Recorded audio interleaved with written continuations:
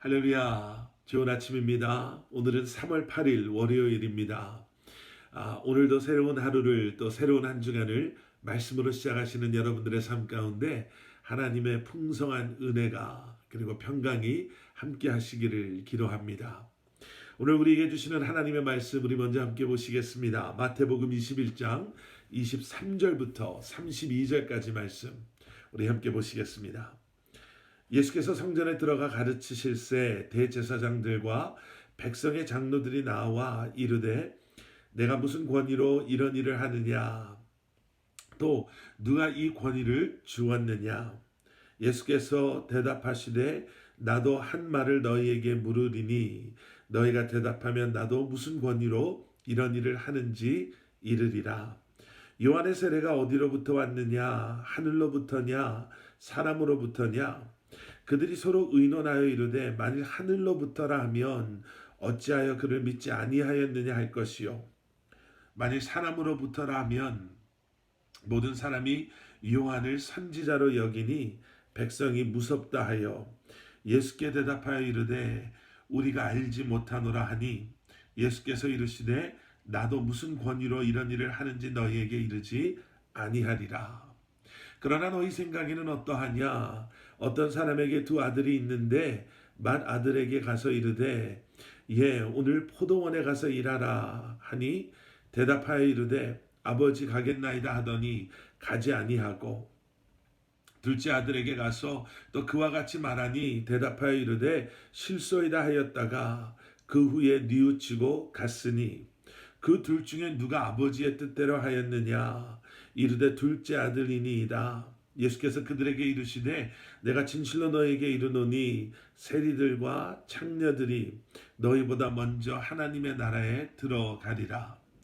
요한이 의의 도로 너희에게 왔거늘 너희는 그를 믿지 아니하였으되 세리와 창녀는 믿었으며 너희는 이것을 보고도 끝내 뉘우쳐 믿지 아니하였도다. 아멘. 여러분, 때로는 사람들이 가짜를 진짜인 줄 알고 거기에 투자했다가 그것을 구매했다가 나중에 진짜가 아님을 알고 후회하게 되는 그런 이야기들을 가끔 듣게 됩니다. 우리 아이들 만화 영화 중에요, 인어공주라는 만화 영화 아마 보시거나 들어보셨을 겁니다.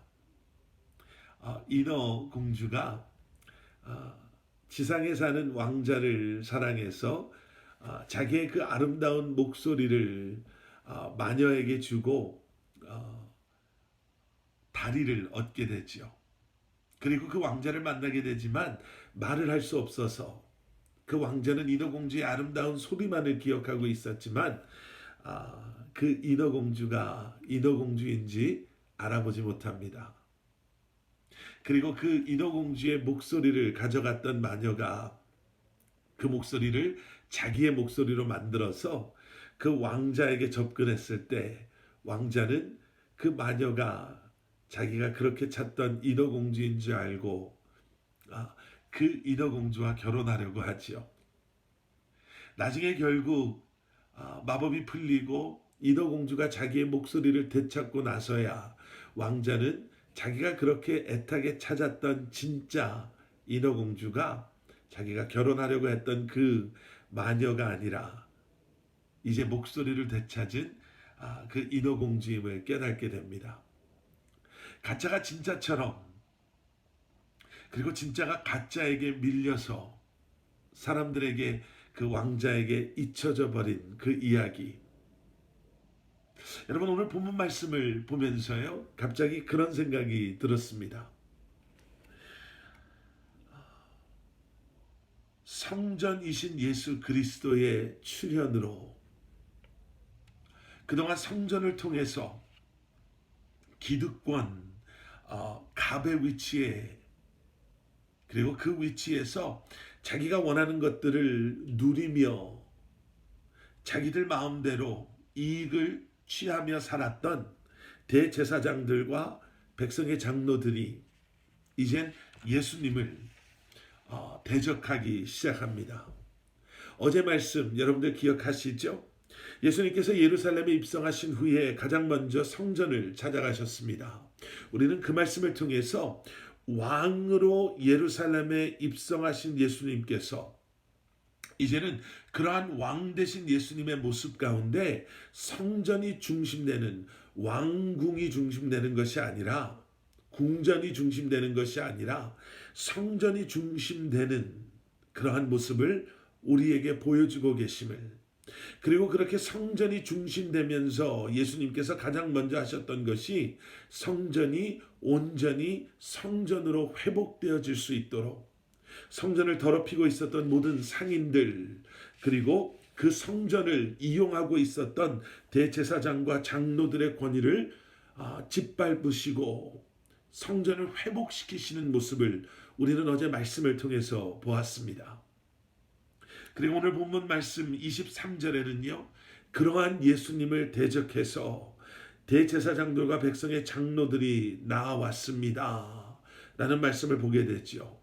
그리고 그들이 예수님께 도전합니다. 당신은 도대체 무슨 권위로 이러한 일을 행하고 있습니까? 그동안 자신들이 누리고 있었던 이러한 권위, 권력, 힘, 부와 명예를 지키기 위해서 대제사장이 예수님께 질문하는 거예요. 당신은 도대체 누굽니까?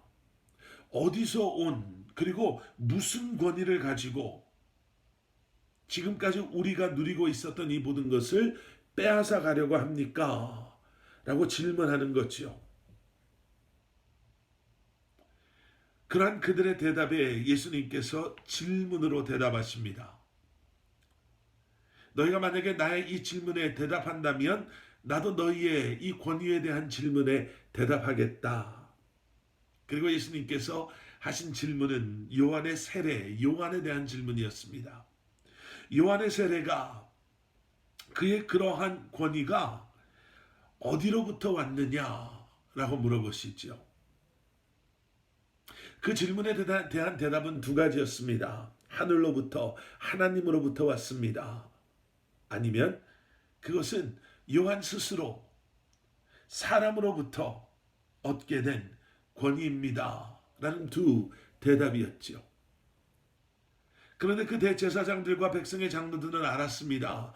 그들이 어떻게 대답하든지 간에 예수님을 궁지에 몰아넣으려고 했던 그 질문이 오히려 자신들을 궁지에 몰아넣을 수 있다라는 것을, 하나님으로부터 온 권위입니다 라고 그들이 이야기한다면, 그러면 왜 그러한 하나님의 권위를 너희가 인정하지 않았느냐라는 질문을 그들이 빠져나갈 수 없었고, 사람으로부터 온 권위였습니다.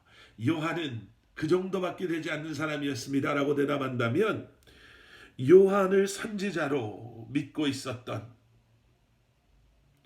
지금 그들을 둘러싸고 있는 수많은 백성들로부터 그들이 그들의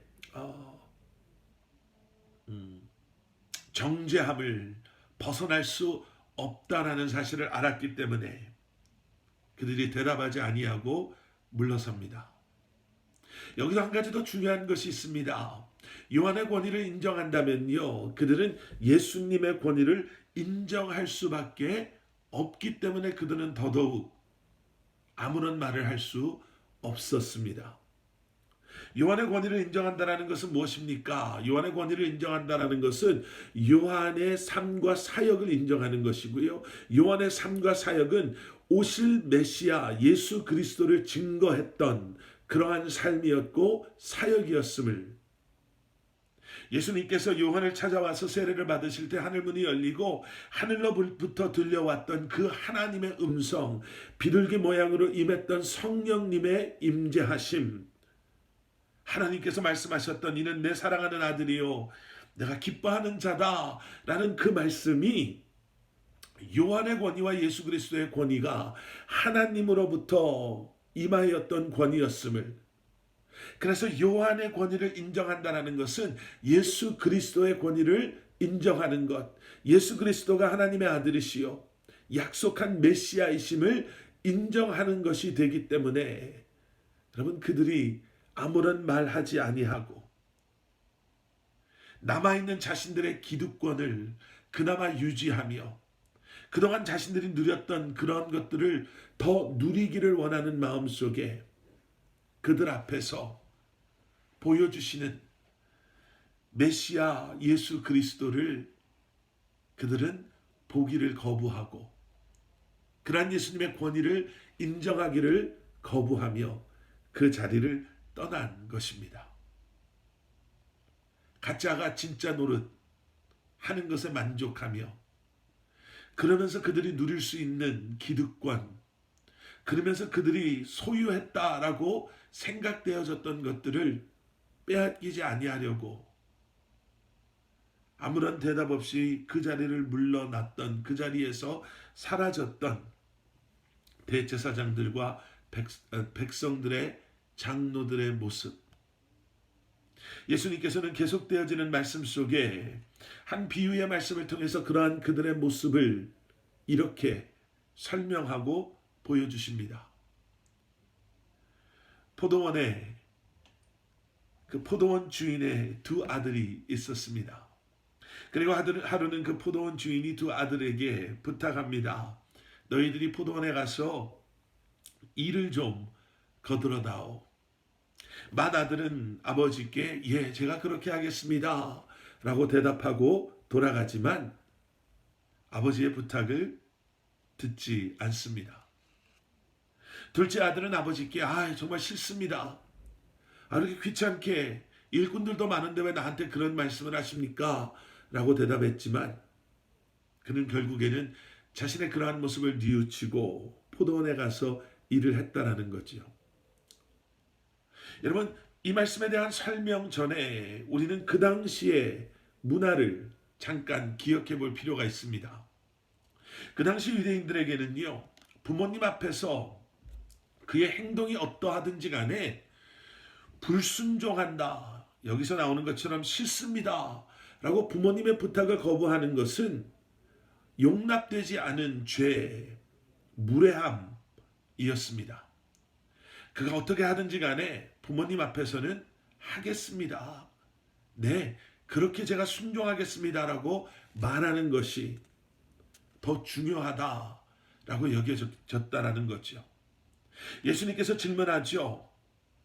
누가 그러한 문화, 전통, 그러한 기대 속에서 누가 더 잘했습니까를 물어보는 것이 아니라 아버지의 뜻대로 행한 사람이 누군가라고 질문하시는 거예요. 당연히 그 질문의 대답은 둘째 아들이었습니다. 여러분, 여기서 우리는 지금 우리가 보고 있는 권위, 믿음, 그리고 올바른 행동이 무엇인가를 보게 됩니다. 예수님의 권위를 물어볼 수 있다는 것. 여러분, 그것은 그 권위의 주인 되시는 하나님의 권위를 인정하는 사람만이 물어볼 수 있는 질문이 아닐까요? 내가 어떠한 권위, 어떠한 자격을 가지고 어떠한 사람이 어떠한 하나님에 의한 권위를 가지고 있었는가를 물어볼 수 있겠습니까? 하나님의 권위를 인정하는 자, 하나님의 권위 안에 있는 사람만이 그러한 질문을 할 수 있는 거죠. 그리고 결국에는 그러한 권위를 가지고 있다라고 할 수 있는 사람은 누구입니까? 예수님께서 오늘 이 비유에서 말씀에서 보여주시는 그저 눈앞에 보이는 순종의 모습만이 아니라 우리의 연약함 속에, 하지만 깨달음과 뉘우침 속에 결국에는 아버지의 뜻을 순종하는 마음으로 행하는 사람. 결국은 믿음은 어떻게 말하느냐, 어떻게 보여지느냐가 중요한 것이 아니라 어떻게 행하느냐에 있음을, 그리고 그러한 믿음의 고백, 그러한 믿음 안에 있는 우리에게 세상의 타이틀이 아닌, 세상의 기득권이 아닌 하나님의 자녀된 특권과 권위를 우리에게 허락하여 주셨음을 우리는 다시 한번 기억해야 될 줄 믿습니다. 하나님의 권위를 인정하십시오. 그것은 믿음 안에 이 모든 것이 하나님의 뜻, 하나님의 계획하심, 하나님의 권위를 인정하는 것, 그 권위에 순종하는 것이 진정한 믿음이요. 진정한 믿음은 어떻게 보여지는 것에서 끝나는 것이 아니라 그러한 하나님의 권위를 인정하고 그러한 하나님의 권위를 순종하는 마음으로 행하는 우리의 모습을 통해 드러나 보여지게 되는 줄 믿습니다. 오늘 하루도 그러한 믿음, 그러한 순종함으로 주님의 권위를, 주님의 살아계심을 증거하고 그리고 고백하며 살아가시는 저와 여러분들 되시기를 주님의 이름으로 간절히 축원합니다. 우리 함께 기도하시겠습니다. 사랑의 아버지 하나님, 새로운 한 주간이 시작됐습니다. 믿음 안에 주님의 권위, 주님의 내 삶의 주인 되심을 인정하고 고백하며 순종하며 주님의 뜻 가운데 거하는 그러한 믿음의 행함이 있는 삶을 살아가는 저희 한 사람 한 사람 되게 하여 주시옵소서. 감사드리오며 예수님의 이름으로 간절히 기도드렸사옵나이다. 아멘.